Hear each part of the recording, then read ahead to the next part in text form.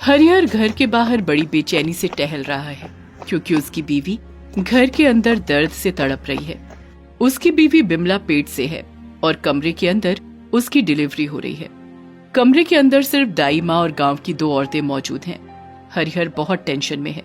न जाने क्या होगा, मुझे तो बड़ी घबराहट हो रही है। अगर कुछ बुरा हुआ तो। तभी कमरे के अंदर से छोटी बच्चियों के रोने की आवाज आती है। हरिहर और बिमला को 2 जुड़वा बेटियां होती हैं। हरिहर की आंखों में आंसू आ जाते हैं। वो कब से एक बेटी चाहता था। आखिरकार उसका सपना आज पूरा हुआ। उसने खुशी से रोते हुए दोनों बेटियों को गोद में लिया और कहा, हे भगवान, तेरा लाख लाख शुक्र है। आज मेरे घर में लक्ष्मी आई है, वो भी 2-2। आज मैं धन्य हो गया। बिमला भी बहुत ज्यादा खुश है। वो दोनों बेटियों का नाम रखती है लक्ष्मी और सरस्वती। लक्ष्मी और सरस्वती के चेहरे पर हमेशा एक मुस्कान सी रहती है, जैसे कि इस घर में जन्म लेकर दोनों बहुत खुश हैं। इसके बाद 5 साल बीत जाते हैं। लक्ष्मी और सरस्वती में बहुत प्यार है। दोनों हमेशा एक दूसरे के साथ रहते हैं, एक साथ खेलते हैं, एक साथ खाते हैं, एक ही साथ सोते भी हैं। दोनों के बीच में जैसे कोई अटूट रिश्ता हो। माँ, मैं सरस्वती से बिछड़ नहीं सकती। हम जहाँ भी जाएंगे एक साथ जाएंगे, ससुराल भी एक साथ जाएंगे। सरस्वती भी रोते हुए कहती है, हाँ माँ, मैं भी लक्ष्मी के अलावा नहीं रह सकती। मेरी बहन ही मेरी सब कुछ है। हम दोनों अलग नहीं हो सकते। लक्ष्मी और सरस्वती बड़े होने लगते हैं। चारों एक हंसता खेलता परिवार बन जाते हैं। उनको लगता है कि अभी कोई भी दुख दर्द उन लोगों को हानि नहीं पहुंचा सकता, लेकिन उन्हें क्या पता था कि उन लोगों की जिंदगी में इतना ज्यादा दुख आने वाला है। 20 साल बीत जाते हैं। लक्ष्मी और सरस्वती जवान हो जाते हैं। उन लोगों की शादी की उम्र हो जाती है, मगर अभी भी दोनों पूरा दिन खेलते कूदते रहते हैं। गांव के पास एक छोटा सा जंगल है। दोनों उस जंगल में जाकर समय बिताते हैं, पेड़ों से फल तोड़कर खाते हैं और दोपहर को जंगल के उस पार खेत में हरिहर के लिए खाना लेकर जाते हैं। एक दिन हरिहर खेत में काम कर रहा है। इतने में एक मजदूर उसके पास आता है और हरिहर से कहता है, क्या रे हरिहर, तेरी बेटियां तो शादी के लायक हो गई है। कब करवाएगा उन दोनों की शादी? वही मैं हर रोज सोचता हूँ भाई। तभी वहाँ पर लक्ष्मी और सरस्वती खाना लेकर आ जाते हैं। ये लीजिए पिताजी आपका खाना। काका, आप भी आइए ना, बहुत खाना है। वाह हरिहर वाह, कितनी अच्छी लड़कियां हैं रे तेरी। इन दोनों की शादी तो बहुत अच्छे परिवारों में होगी। परिवारों में नहीं काका, परिवार में। हम दोनों एक ही घर में शादी करेंगे, वरना हम शादी नहीं करेंगे। मैं सरस्वती के बिना एक दिन भी नहीं रहूंगी। हाँ, मैं भी लक्ष्मी के बिना नहीं रहूंगी। अब बताओ, कैसे मिलेंगे लड़के? हाँ, एक ही घर में दोनों की शादी कैसे करवाऊं? हाँ, मुश्किल की बात तो है, लेकिन तू चिंता मत कर हरिहर। मेरी जान पहचान की एक रिश्तेदार है जानकी। उसके 2 बेटे हैं, वो दोनों भी शादी के लायक ही है। अगर तू बोलेगा तो मैं बात करके देख सकता हूँ। अरे अरे, ये भी कोई पूछने की बात है क्या? आप बात करो। हरिहर खुश होता है। कुछ दिनों बाद उनके घर में लक्ष्मी और सरस्वती के लिए रिश्ता आता है। जानकी अपने दोनों बेटे के साथ उनके घर चली आती है। हरिहर और बिमला उन तीनों को बिठाकर खिलाते हैं। लक्ष्मी और सरस्वती जानकी को बहुत पसंद आते हैं। जानकी बड़ी खुशी से बिमला से कहती है, आपकी बेटियां तो बहुत ही खूबसूरत हैं और साथ ही साथ कितनी संस्कारी भी। हमें तो दोनों बहुत पसंद आए। हमें तो ये रिश्ता मंजूर है। आपके मुंह से ये बात सुनकर हम धन्य हो गए। तो अब हम दहेज के बारे में बात कर लें? नहीं नहीं, हम दहेज नहीं लेंगे। दहेज लेना या देना तो कानूनी तौर पर जुर्म है। हरिहर की जान में जान आती है, क्योंकि उसके पास देने के लिए ज्यादा कुछ है भी नहीं। उन लोगों की शादी तय हो जाती है। लक्ष्मी और सरस्वती ये सोचकर खुश होते हैं कि दोनों की शादी एक ही दिन में एक ही घर में होगी। शादी का इंतजाम किया जाता है। लक्ष्मी सरस्वती से कहती है, बहन, हम दोनों एक ही घर में जाएंगे और एक साथ रहेंगे। हम दोनों को कोई अलग नहीं कर सकता। हाँ, हम दोनों की डोली एक ही घर में जाएगी। दोनों बहुत खुश हुए। शादी का सारा इंतजाम हो गया और आखिरकार वो दिन आ ही गया। शादी के दिन सुबह सभी शादी की रस्मों में व्यस्त हो गए और तभी एक आदमी आकर हरिहर को खेत में बुला कर ले गया। खेत में कुछ जरूरी काम आ गया है, मुझे जाना ही पड़ेगा। ये बोलकर हरिहर चला गया। यहाँ दोनों बहनें अपने पिता का इंतजार करते रहे, मगर दोपहर हो गई। बिमला ने चिंतित होकर कहा, दोपहर हो गई, वो अभी तक नहीं आए, सुबह से कुछ खाया भी नहीं। माँ, मुझे पोटली में खाना बांध कर दे दो, मैं पिताजी को देकर आती हूँ। नहीं नहीं, आज तुम दोनों की शादी है। तो क्या हुआ माँ, इसीलिए तो और भी जाना चाहती हूँ। आज आखिरी बार पिताजी के लिए खाना लेकर जाना चाहती हूँ, मना मत कीजिए माँ। ये सुनकर बिमला राजी हो जाती है। लक्ष्मी और सरस्वती पोटली में खाना लेकर खेत की ओर बढ़ने लगते हैं। वो दोनों जंगल में पहुंच जाते हैं और तभी लक्ष्मी गलती से एक सांप के ऊपर पैर रख देती है। वो सांप गुस्सा होकर लक्ष्मी को डस लेता है। लक्ष्मी दर्द से चिल्लाने लगती है, आह, बचाओ बचाओ, सांप ने डस लिया, सांप ने डस लिया। सरस्वती दौड़कर आती है और घबरा कर कहती है, क्या हुआ, क्या हुआ? मुझे सांप ने डस लिया सरस्वती। आह, हे राम, अब मैं क्या करूं? तुझे तो अभी अस्पताल लेकर जाना होगा। ये बोलकर सरस्वती लक्ष्मी को बहुत मुश्किल से कंधे पर उठाती है और अस्पताल की ओर चलने लगती है। जंगल से बाहर निकलते ही आसपास के लोग ये देख लेते हैं और सभी मिलकर लक्ष्मी को अस्पताल ले जाते हैं। लक्ष्मी की हालत बुरी से बदतर हो जाती है। अस्पताल में उसको एडमिट कर लिया जाता है और ये खबर मिलने के बाद बिमला और हरिहर दौड़कर अस्पताल आते हैं। हे राम, क्या हो गया मेरी बेटी को? शादी के दिन ये कैसा सत्यानाश हो गया। बिमला रोती रही, हरिहर चिंता में पड़ गया और उधर लक्ष्मी अपनी जान के लिए लड़ती रही, लेकिन वो हार गई। अस्पताल लाते लाते बहुत देर हो गई थी। लक्ष्मी चल बसी। ये खबर सुनने के बाद सब लोग रो पड़े, हरिहर भी रो पड़ा। हाय मेरी बेटी, मेरी प्यारी बेटी, ये क्या हो गया? मगर सबसे ज्यादा दुख सरस्वती को हुआ, क्योंकि इस दुनिया में लक्ष्मी ही उसकी सहेली थी। लक्ष्मी के साथ एक ही घर में जाने का सपना देख लिया था उसने। वो सिसक सिसक कर रोने लगी और इतने में वहां जानकी और उसके 2 बेटे आ गए। जानकी बिमला को संभालने लगी और उसके 2 बेटे हरिहर को, लेकिन सरस्वती को संभालने वाला कोई नहीं था। इतने में जानकी ने कहा, आज ही के दिन ऐसा हो गया, ये किसको पता था, आज शादी रोक देते हैं। तब अचानक से सरस्वती कह उठी, नहीं, ये शादी होगी, होकर ही रहेगी। हम दोनों की इच्छा थी कि हम एक साथ एक ही घर में जाएंगे, एक साथ दोनों की डोली तो नहीं जा पाई, इसीलिए मेरी डोली और लक्ष्मी की अर्थी एक साथ एक ही घर में जाएगी, नहीं तो मैं जिंदगी भर कभी शादी नहीं करूंगी। ये सुनकर और किसी ने कुछ नहीं बोला। आज के दिन लक्ष्मी और सरस्वती की इच्छा पूरी करना बहुत जरूरी है, इसीलिए सभी मान गए। हरिहर ने कहा, ठीक है, दोनों एक साथ ही एक घर में जाएंगे, उसके बाद मेरी लक्ष्मी बेटी का अंतिम संस्कार होगा। रात को सरस्वती आंखों में आंसू लेकर शादी के मंडप में बैठ गई। लक्ष्मी की बॉडी को थोड़ी दूर पर ही रखा गया। जानकी के छोटे बेटे के साथ सरस्वती की शादी हो गई और वो जाकर डोली में बैठ गई। 4 लोगों ने मिलकर डोली को उठाया और 4 लोगों ने मिलकर लक्ष्मी की अर्थी को कंधे पर उठाया और सब चलने लगे। बिमला की आंखों से जैसे आंसुओं की धारा बहने लगी। उसने रोते हुए कहा, नसीब तो देखो, एक डोली चली और एक अर्थी चली। डोली और अर्थी एक दूसरे के साथ चलने लगी। लक्ष्मी और सरस्वती का बस शरीर अलग अलग था, लेकिन रूह तो एक दूसरे के साथ जुड़ी हुई थी। लक्ष्मी के शरीर से उसकी आत्मा बाहर आई और सरस्वती की तरफ देखकर बात करने लगी। बहन, मैं जा रही हूँ बहन, सबको छोड़कर बहुत दूर जा रही हूँ। लक्ष्मी की आत्मा को और कोई सुन न सका, बस सरस्वती को वो बात सुनाई थी। ये सुनकर सरस्वती और ज्यादा रोने लगी। उसकी आंखों से जैसे आंसुओं की धारा बहने लगी। उसने रोते हुए कहा, दीदी, अब क्यों जा रहे हो मुझे छोड़कर?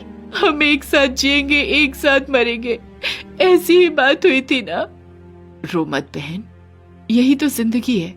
जब जब एक की डोली उठती है, तब तब एक की अर्थी भी उठती है। तुझे शादी मुबारक हो बहन, अच्छे से रहना। मैं नहीं हूं तो क्या हुआ, मुझे पता है तू जिंदगी में बहुत खुश रहेगी।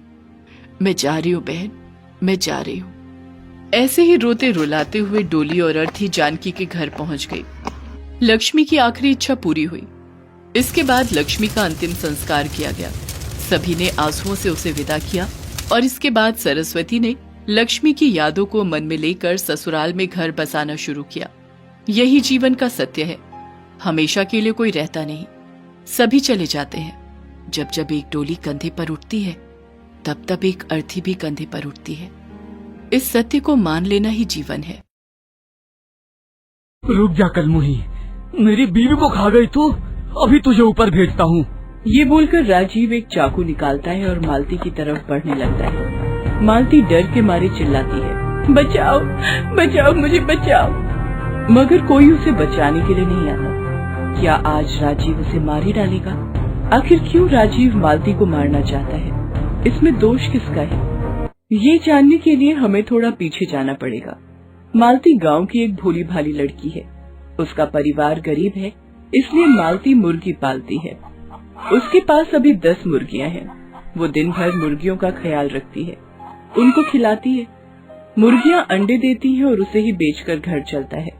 उसे मुर्गियों से बहुत लगाव है, इतना कि वो मुर्गियों को बिस्तर पर लेकर ही सोती है। गांव वाले उसके पास अंडा खरीदने के लिए आते हैं। मालती, ए मालती, मुझे 4 अंडा दे जल्दी से। अभी देती हूँ चाची।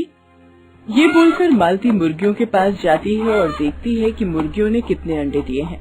वो हर एक मुर्गी को एक नाम से पुकारती है। बसंती, ए बसंती, आज कितने अंडे दिए रे तूने? सिर्फ 2। ऐसे कैसे चलेगा रे बसंती?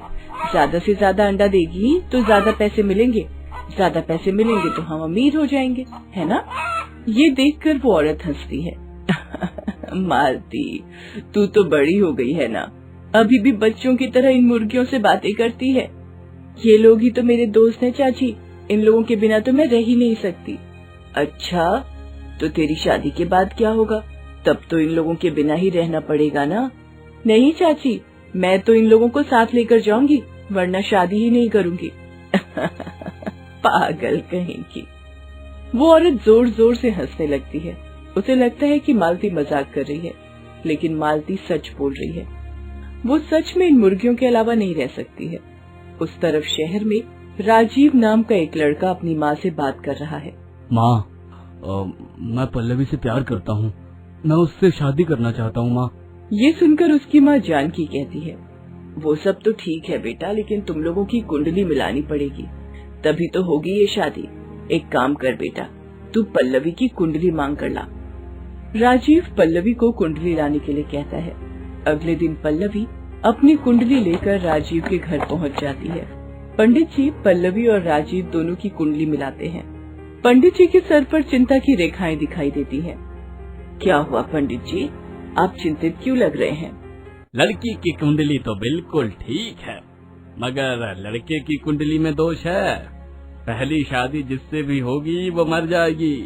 ये सुनकर सभी चौंक जाते हैं। तभी पल्लवी कहती है, तो फिर पहले पेड़ के साथ शादी करके दोष से मुक्ति तो मिल सकती है ना पंडित जी? नहीं, पेड़ के साथ शादी नहीं हो सकती।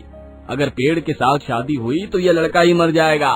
नहीं नहीं, कोई जरूरत नहीं है बेटा, तुझे शादी करने की कोई जरूरत नहीं है। अरे रुकिए माँ जी, पंडित जी, किसी इंसान के साथ पहले शादी हुई तो ये बच जाएंगे ना, उसके बाद तो और कोई दोष नहीं रहेगा?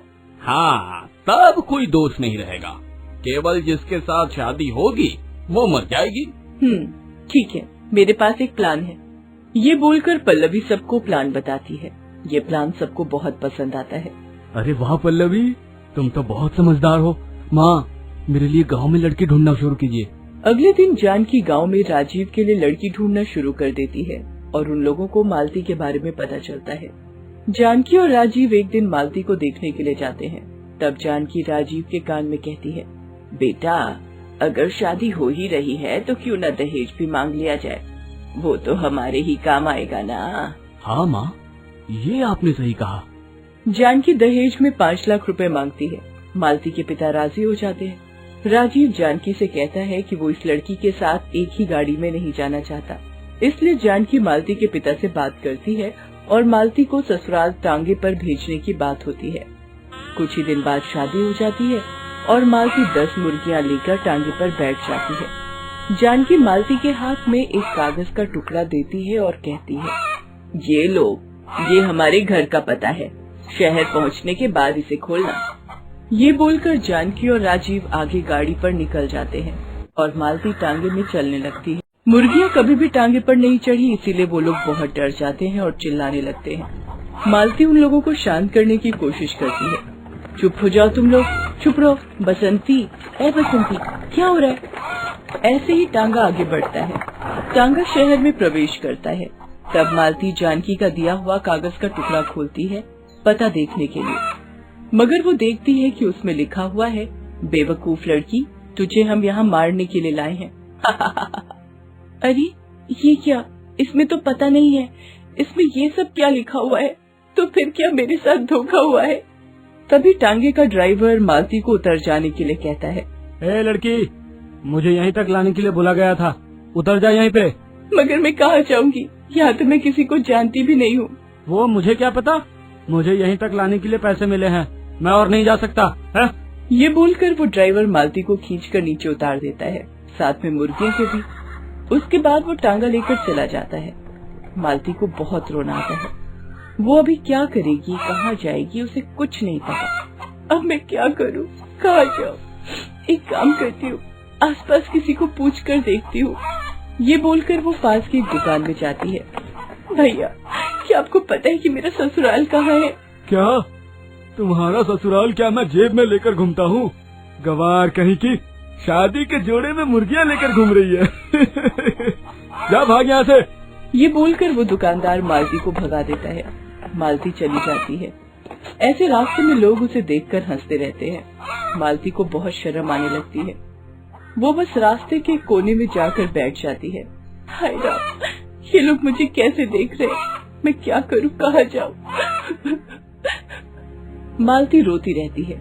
रोते रोते रात हो जाती है और मालती सो जाती है। सुबह जब उसकी नींद टूटती है तो वो देखती है कि रोज की तरह मुर्गियों ने अंडा दिया है। कुल मिलाकर 25 अंडे हुए हैं। बसंती, तुम लोगों ने अंडा तो दिया है, मगर इन अंडों का मैं क्या करूं? कच्चा तो नहीं खा सकती। तभी वहाँ पर एक आदमी आता है और कहता है, ए लड़की, मुर्गियों का अंडा बेच रही है क्या? अंडा? हाँ, बेचूंगी। ठीक है, मुझे 4 अंडे दे। हम अगर एक अंडे का 10 रुपए ही दूंगा, उससे 1 पैसा ज्यादा नहीं दूंगा। एक अंडे के 10 रुपए? मैं तो गांव में सिर्फ 4 रुपए में बेचती थी। मालती 4 अंडे बेच देती है। उससे जो पैसा मिलता है मालती उससे खाना खरीद कर खाती है। ऐसे ही उस दिन सारे अंडे बिक जाते हैं। उसके बाद वाले दिन और भी ज्यादा लोग आते हैं और अंडे खरीदते हैं। ऐसे ही धीरे धीरे मालती के पास बहुत सारे पैसे जमा हो जाते हैं। वो अपनी एक दुकान खोल लेती है और बहुत सारी मुर्गियाँ खरीदती है। ऐसे ही वो पैसे कमाने लगती है। उधर राजीव के साथ पल्लवी की शादी हो जाती है, लेकिन उसके बाद वाले दिन पल्लवी घर के बाहर निकलती है और उसका एक्सीडेंट हो जाता है और वो मर जाती है। राजीव बहुत रोता है। जानकी भी घबरा जाती है। वो लोग पंडित जी को बुलाते हैं। पंडित जी कहते हैं, ये मामला पूरा उल्टा हो गया, क्योंकि इस लड़की के मन में पाप था और वो लड़की जिससे तुमने पहले शादी की थी उसका मन साफ है, इसलिए उसको पुण्य मिला है और श्राप से ये मरी है। ये सुनकर राजीव गुस्से में लाल हो जाता है। मतलब उस लड़की की वजह से मेरी पल्लवी गुजर गई है, मैं उस लड़की को छोड़ूंगा नहीं। ये बोलकर राजीव एक चाकू लेकर निकल जाता है। जानकी भी उसके साथ जाती है। पूरा शहर छान मारने के बाद वो दोनों मालती को ढूंढ लेते हैं। वो दोनों मालती के पास जाते हैं। ये क्या, आप लोग आज अचानक यहाँ? वाह, बड़ा दुकान बना लिया है तूने तो। रुक जा कलमुही, मेरी बीवी को खा गई तू, अभी तुझे ऊपर भेजता हूँ। ये बोलकर राजीव एक चाकू निकालता है और मालती की तरफ बढ़ने लगता है। मालती डर के मारे चिल्लाती है, बचाओ बचाओ, मुझे बचाओ। मगर कोई उसे बचाने के लिए आगे नहीं आता। मगर तभी सारी मुर्गियाँ राजीव और जानकी के ऊपर छलांग लगाती है और दोनों को नाखून से घायल करने लगती है। अपने नुकीले होठों से दोनों की आंखों में वार करते हैं। वो लोग बचने के लिए चिल्लाने लगते हैं। तभी वहाँ पर पुलिस आ जाती है और मालती से सब कुछ सुनकर दोनों को गिरफ्तार कर लेती है। दोनों अंधे हो जाते हैं। मालती को इंसाफ मिल जाता है। इसके बाद मालती अंडे बेचकर बहुत पैसे कमा लेती है और गांव लौटकर अपने माँ बाप का कर्जा चुका देती है और अपने माँ बाप को लेकर शहर चली आती है। ऐसे ही वो खुशी खुशी जीवन बिता देती है। दोस्तों, आप हमारे चैनल को जरूर सब्सक्राइब करें